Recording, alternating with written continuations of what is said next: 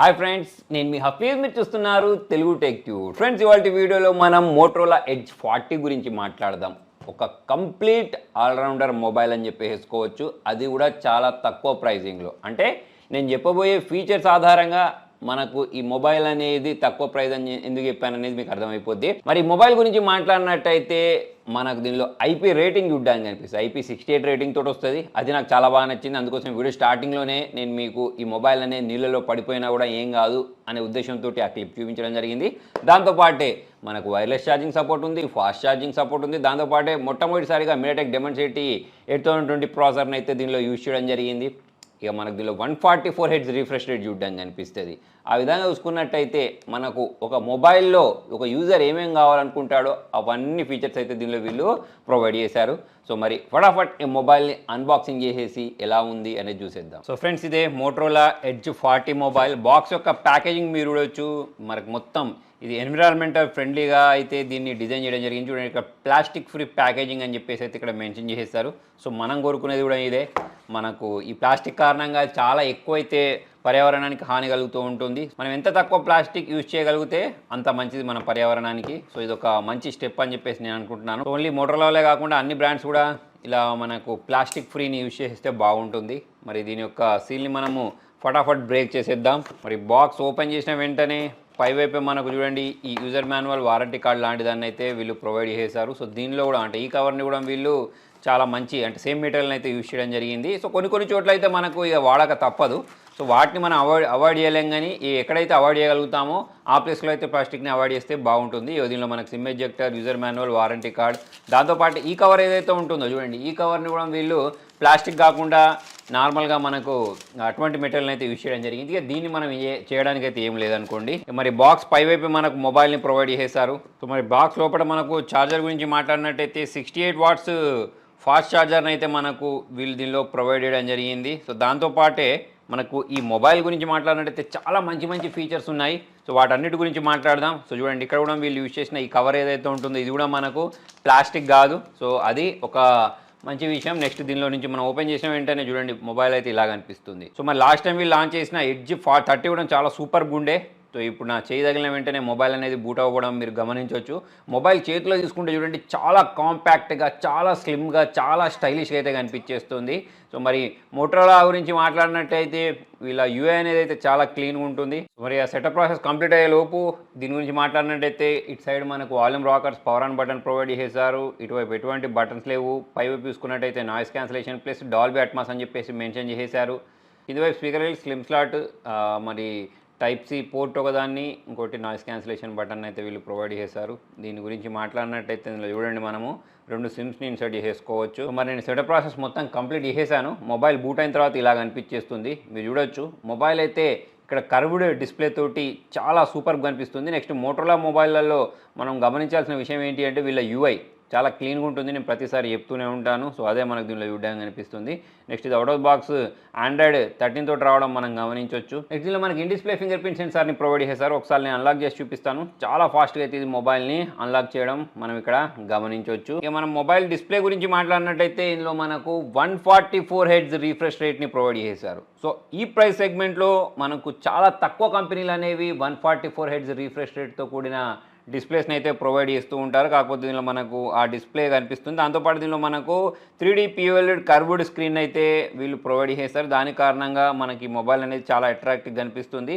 Next దీని screen size గురించి మాట్లాడినట్టయితే 6.55 inches full HD plus display అన్నట్టు. HDR10+కి ఇది సపోర్ట్ చేస్తుంది.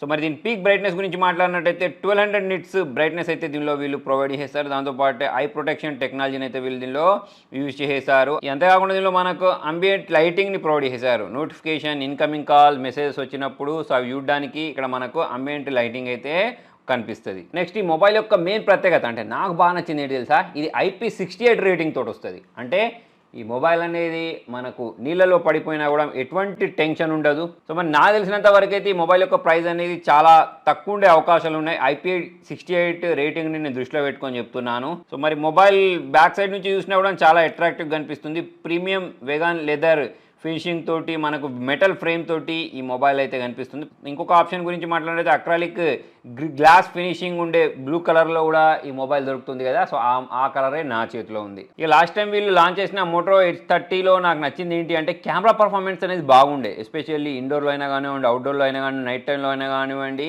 చాలా బాగా పర్ఫామ్ చేసింది. సో మరి ఈ మొబైల్లో కూడా మనం వాటిని ఎక్స్పెక్ట్ చేయొచ్చు. చూడండి, ఇక్కడ మనకు 50 మెగాపిక్సెల్ అల్ట్రా రెజల్యూషన్ ఉండే ఫొటోస్ని మనం దీనిలో క్యాప్చర్ చేసేసుకోవచ్చు. మరి దీని కెమెరాస్ గురించి మాట్లాడినట్టయితే, సో దీనిలో మనకు 50 MP వైడెస్ట్ అపాచర్ మెయిన్ కెమెరాని ప్రొవైడ్ చేశారు విత్ ఓఎస్. అది కూడా మనకు హారిజాన్ లాక్ తోటి అయితే వీళ్ళు దీనిలో ప్రొవైడ్ చేశారు. సో మరి దీంతో చాలా ఫొటోస్ని క్యాప్చర్ చేసి కూడా నేను మీకు ఇక్కడ చూపిస్తాను. దీనిలో మనం 4K వీడియోస్ని కూడా రికార్డ్ చేసుకోవచ్చు. సో 4K వీడియోస్లో కూడా మనము ఇట్లా 60 FPS రికార్డ్ చేసుకోవచ్చా, 30 FPS రికార్డ్ చేసుకున్నా అనే ఆప్షన్ ప్రొవైడ్ చేశారు. స్లో మోషన్ ఉంది. సో మరి అన్ని రకాల మోడ్స్ ఉన్నాయి కాబట్టి ఆ మోడ్స్ తోటి మనము ఫొటోస్ని కూడా క్యాప్చర్ చేసి చూద్దాం. ఇంకొక కెమెరా ప్రొవైడ్ చేస్తారు చూసారా, సో అది 13 మెగాపిక్సెల్ కెమెరాని అయితే వీళ్ళు ప్రొవైడ్ చేయడం జరిగింది. సెల్ఫీ క్యామ్ గురించి మాట్లాడినట్టయితే 32 మెగాపిక్సెల్ సెల్ఫీ కెమెరాని ప్రొవైడ్ చేశారు. సో ప్రజెంట్ నేను క్యాప్చర్ చేసినప్పుడు డీటెయిల్స్ అయితే బాగున్నాయి. సో మరి నేను ఇంకా మీకు చాలా ఫొటోస్ క్యాప్చర్ చేసి ఇక్కడ చూపిస్తాను, వీడియోస్ చూపిస్తాను, చూసేయండి.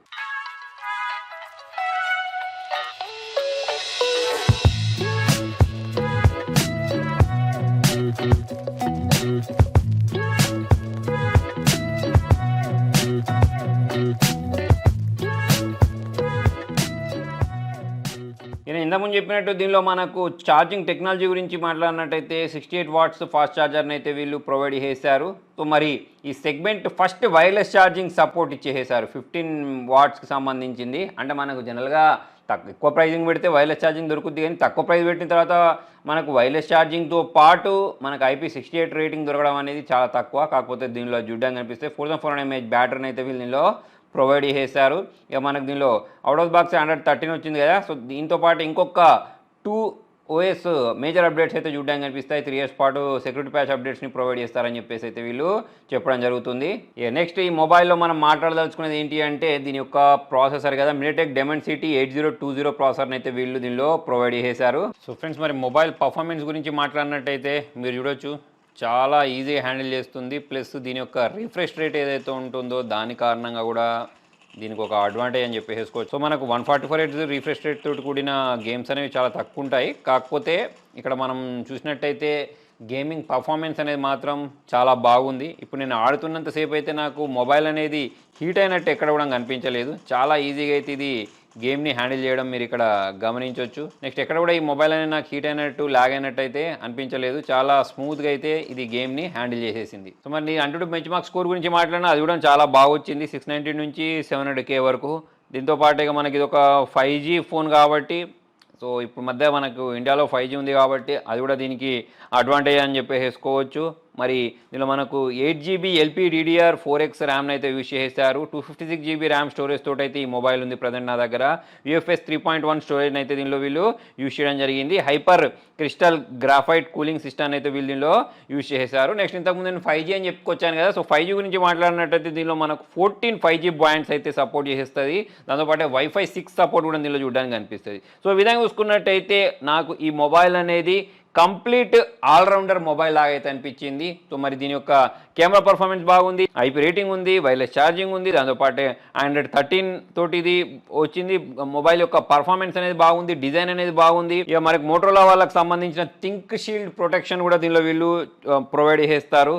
సో మరి ఆ విధంగా చూసుకున్నట్టయితే ప్రతి ఒక్కటి మనకు దీనిలో వీళ్ళు ప్రొవైడ్ చేశారు. మనకు ఈసిమ్ సపోర్ట్ని కూడా వీళ్ళు ప్రొవైడ్ చేశారు. ఈ సెగ్మెంట్లో ఫస్ట్ టైం వీళ్ళు ఈసిమ్ సపోర్ట్ని ప్రొవైడ్ చేశారని చెప్పేసుకోవచ్చు. జనరల్గా మనకు చాలా ఎక్కువ డబ్బులు పెట్టిన మొబైల్స్లో మాత్రమే ఈసిమ్ సపోర్ట్ చూడడానికి కనిపిస్తుంది. కాకపోతే మనకు దీనిలో తక్కువ డబ్బులు పెట్టినా సరే ఈసిమ్ సపోర్ట్ అయితే ఉంది. సో ఫ్రెండ్స్, మరి ఈ మొబైల్ యొక్క ప్రైస్ ఎంత తెలుసా? ఓన్లీ 30,000 మాత్రమే. దాంతోపాటే వీళ్ళు మనకు చాలా రకాల ఆఫర్స్ని కూడా ప్రొవైడ్ చేస్తున్నారు. అంతేకాకుండా మనకు 2,000 అడిషనల్ ఆఫ్ కూడా దొరుకుతుంది ఎక్స్చేంజ్ చేసుకున్నట్టయితే. అంతేకాకుండా మనకు నో కాస్ట్ ఈఎంఐ ఉంటుంది చూసారా, అది మనకు 6 months నుంచి స్టార్ట్ అవుద్ది, 5,000 per month. So HDFC, SBI, ICICI and Axis కార్డ్స్ని అయితే మనం దీనిలో యూజ్ చేయొచ్చు. ఇంకొక మంచి ఆఫర్ ఏంటి తెలుసా? 30th May వరకు వీళ్ళు స్క్రీన్ డ్యామేజ్ ప్రొటెక్షన్ కూడా ప్రొవైడ్ చేస్తున్నారు. 9,500 రూపాయలు విలువ చేసేది. సో అది మనకు వ్యాలిడ్ 6 నెలల వరకు ఉంటుంది. అంటే మనం మొబైల్ తీసుకున్న తర్వాత మన మొబైల్ స్క్రీన్కి ఏమైనా డ్యామేజ్ జరిగినా కూడా మనకు ఎటువంటి టెన్షన్ ఉండదు ఒక 6 నెలల వరకు అయితే. అంటే మనం మొబైల్ తీసుకున్న తర్వాత స్క్రీన్కి ఏమైనా డ్యామేజ్ జరిగితే దానికి కూడా ఒక 9,500 రూపాయలు విలువ చేసే బెనిఫిట్ని అయితే వీళ్ళు ప్రొవైడ్ చేస్తున్నారు. ఇంకొక ఆఫర్ ఉంది, ఒకవేళ మనం జియో సిమ్ యూస్ చేసినట్టయితే 100 GB డేటా 10 months పాటు అయితే వీళ్ళు ప్రొవైడ్ చేస్తున్నారు. సో అది కూడా మనకు ఒక అడిషనల్ బెనిఫిట్ అని చెప్పేసుకోవచ్చు. మరి ఈ మొబైల్ని మీరు ఫ్లిప్కార్ట్లో లేదా motorola.comలో నుంచి అయితే పర్చేస్ చేసుకోవచ్చు. లింక్ అనేది కింద డిస్క్రిప్షన్లో ప్రొవైడ్ చేస్తాను. సో మొత్తానికి 30,000లో మంచి మొబైల్ అని చెప్పేసి నేను అంటాను. మీరేమంటారో కింద కామెంట్లో రాయండి.